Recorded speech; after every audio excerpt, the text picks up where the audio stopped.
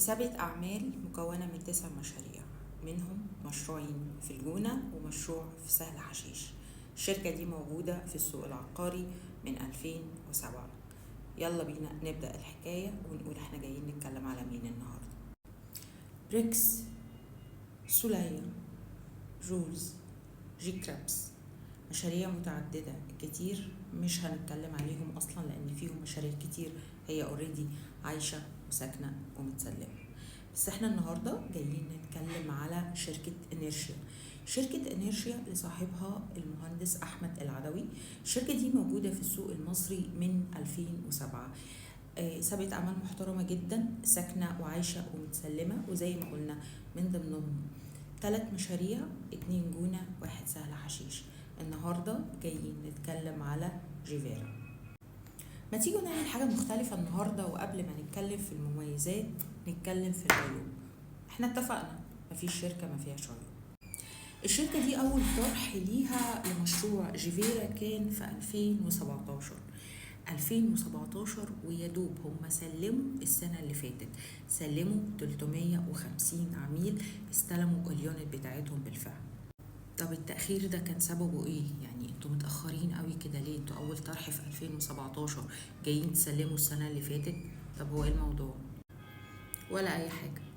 الموضوع كله بيتلخص في كام جملة، ان الشركة دي زيها زي شركات كتيرة قوي كانت موجودة في الساحل في 2017. مفيش داعي ان احنا نقول مين الشركات اللي نزلت الساحل في نفس التوقيت ده، بس الحقيقة ان التراخيص اتوقفت علشان كان بيحصل تغييرات في هيكلة الساحل. الساحل كان بيتنقل من إدارة الساحل بتتنقل من مكان لمكان، فالدولة عملت ايه؟ وقفت التراخيص. فعلشان كده هم متأخرين زيهم زي ناس تانية، بس في ناس تانية هي رجعت الفلوس للناس والناس ما كملتش معاها ورجعوا بعد كده طرحوا المشروع من أول وجديد. فإحنا هنا لو هنتكلم على عيب، فإحنا بنتكلم على عيب مش بسببهم خالص، عيب تداركوه، وحاليا هي من أحلى مشاريع الساحل الشمالي. جيفيرا على مساحة 653 فدان، حاليا اتسلم زي ما قلنا 350 فدان في الكيلو 190 جنب ماربي المراسم، جنب سول اعمار، جنب كمان قطامية كوست. الحقيقة المشروع كبير قوي، علشان كده احنا مسمين المشروع ده مدينة الأحلام، لأنه هو فعلا مساحته كبيرة، متقسم ل4 مراحل إلى الآن.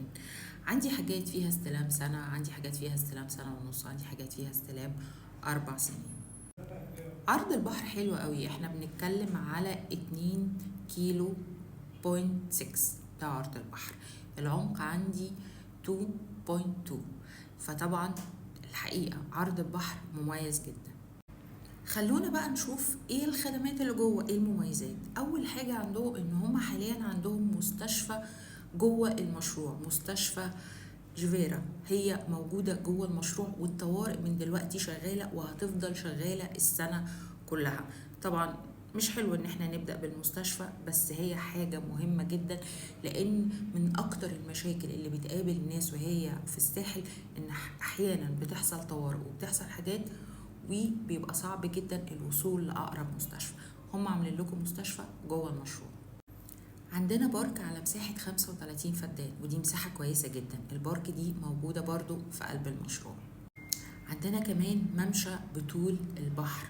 الممشى ده عبارة عن كافيهات ومطاعم. عندنا كمان منطقة الداون تاون، دي منطقة مميزة جدا وهتكون زي كوميرشال اريا جوه المشروع. من احلى الحاجات اللي عجباني في جيفيرا ان الارتفاع يا ارضي ودورين يا ارضي ودور، ودي حاجة مش بنلاقيها كتير في الساحل. فده معناه ايه؟ معناه ان الكباسيتي هناك قليلة جدا. لو هنتكلم على متوسط الاسعار، فاحنا بنتكلم متوسط اسعار ستارتنج من 8500 للأوضتين. عندي بيمنت بلان في بعض المراحل بتوصل ل9 سنين اقساط بمقدم 10%. وزي ما قلنا عندنا استلامات قريبة. كلموني لو محتاجين تفاصيل، كلموني لو محتاجين يونت في جيفيرا بتفاصيل عنها، كلموني لو عايزين نتكلم اكتر عن المشاريع المحترمة زي جيفيرا اللي موجودة في الساحل ونقارن بينها وبين جيفيرا ونقارن المشاريع ببعض. مستنياكم تكلموني. شكرا.